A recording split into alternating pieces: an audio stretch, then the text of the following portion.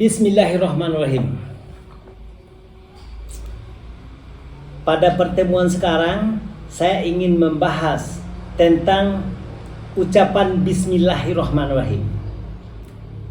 Semenjak dari kecil kita diajarkan oleh orang tua, setiap memulai pekerjaan mulailah dengan bismillah.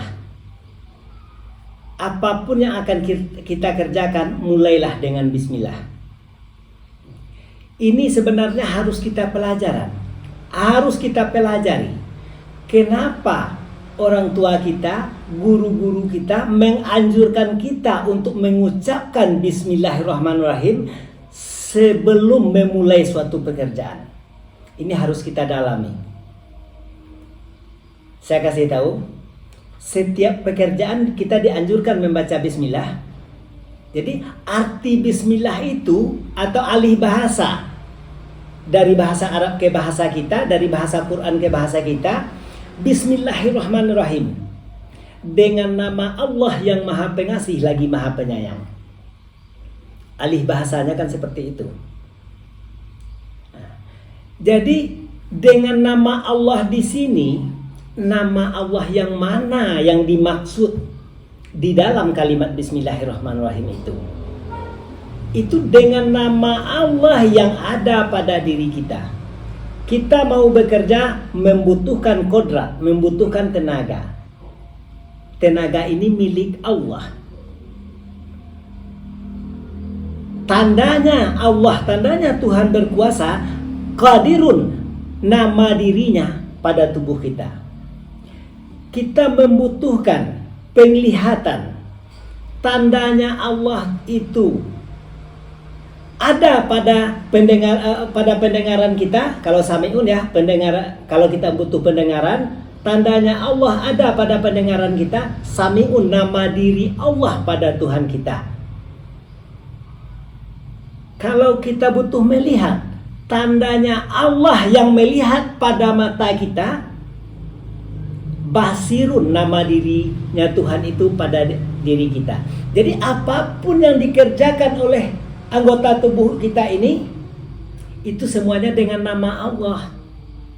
Pengetahuan, alimun, nama diri Tuhan pada ilmu pengetahuan kita, pada hati kita.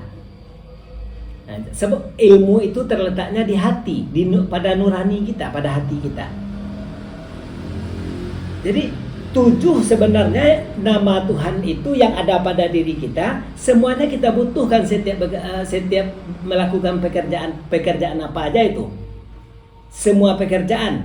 Jadi semua pekerjaan itu dengan nama Allah, melihat dengan nama Allah, mengangkat pulpen dengan nama Allah, kan kodratnya. Mendengar dengan nama Allah, mengetahui dengan nama Allah, berkehendak dengan nama Allah. Semuanya itu dengan nama Allah. Maka dari itu, karena semuanya dengan nama Allah, kita akui dengan Bismillahirrahmanirrahim. Jadi kita akui setiap pekerjaan dengan nama Tuhan. Jadi alih bahasanya Bismillahirrahmanirrahim itu dengan nama Allah yang Maha Pengasih lagi Maha Penyayang. Maknanya. Jadi keterangannya, Bismillahirrahmanirrahim itu setiap pekerjaan dengan nama Allah. Nah, jadi Bismillahirrahmanirrahim itu maknanya atau penjelasannya setiap pekerjaan dengan nama Allah. Apapun pekerjaan yang kita buat. Makanya tidak salah orang tua kita menganjurkan kita untuk mengucapkan Bismillahirrahmanirrahim setiap memulai pekerjaan. Nah, setiap memulai aja kita sudah dianjurkan untuk berpikir sebenarnya. Makanya agama Islam itu untuk orang-orang yang cerdas, untuk orang-orang yang berpikir. Nah, kalau dia ingin dalam. Tapi walaupun orang yang tidak mampu untuk berpikir lagi, seperti orang yang sudah tua, dia kan masih hidup, masih memiliki kesempatan untuk kembali atau untuk bertobat. Cukup dengan percaya. Jadi untuk menuntut ilmu itu ada beberapa cara itu. Ada juga orang yang mau untuk percaya setelah dia nalar, setelah dia pelajari. Itu orang yang cerdasnya. Ada juga orang tidak sanggup untuk berpikir lagi, dia hanya percaya kepada guru yang mengajarkan. Maka di sini kita butuhkan seorang guru yang mursyid, guru yang bijaksana, guru yang mampu untuk menjelaskan kepada muridnya, guru yang sanggup membawa muridnya ke tempat yang suci, sanggup mengarahkan ke tempat yang suci, membawa ke tempat yang suci, dan mengarahkannya dan mengajarkannya, bisa menyerahkan diri kepada Allah, bisa beramal mencapai makrifat Allah. Hanya guru yang mursyid atau guru yang ahli, dan guru yang ahli dalam ilmu agama Islam di bagian hakikat ini. Jadi kalau kita nggak tahu hakikat, orang tua kita sudah umur 70, 80, sudah renta, kita hanya menyuruh dia untuk sholat. Sedangkan ilmu dia untuk sholat itu nggak ada, atau hanya sebatas syariat. Akhirnya nanti dia akan diproses, akan ditanya, mulai dari alam kubur sampai nanti diazab ke dalam neraka. Tapi kalau kita sudah memiliki ilmu hakikat, amalan kita sudah mencapai makrifat Allah, dipastikan kita sudah menjadi orang yang suci, dan dipastikan juga surga tempat kita. Ya, surga itu sebenarnya hak kita. Kita ini sebenarnya berasal dari surga. Siapa itu kitanya yang berasal dari surga? Adam dan Hawa, nabi kita. Nabi Adam dan Siti Hawa itu diciptakan Tuhan di dalam surga. Kita ini anak cucunya. Jadi hak kita juga itu. Surga itu hak kita, sebab semuanya diserahkan oleh Allah Subhanahu wa taala. Boleh kamu kuasai semua yang ada di dalam surga ini kecuali satu. Apa yang satu itu? Jangan hampiri, jangan dekati pohon yang namanya kuldi. Tapi karena gangguan atau godaan setan, maka tergodalah nenek kita dan kakek kita itu, Adam dan Hawa. Penyebab dari itu, terbuanglah dia ke muka bumi, maka di bumi jadinya kita berkembang, di bumi jadinya kita dewasa. Seandainya dulu, ini andai-andai ya, seandainya dulu Nabi Adam itu tidak tergiur dengan godaan setan, kita sudah dalam surga ini.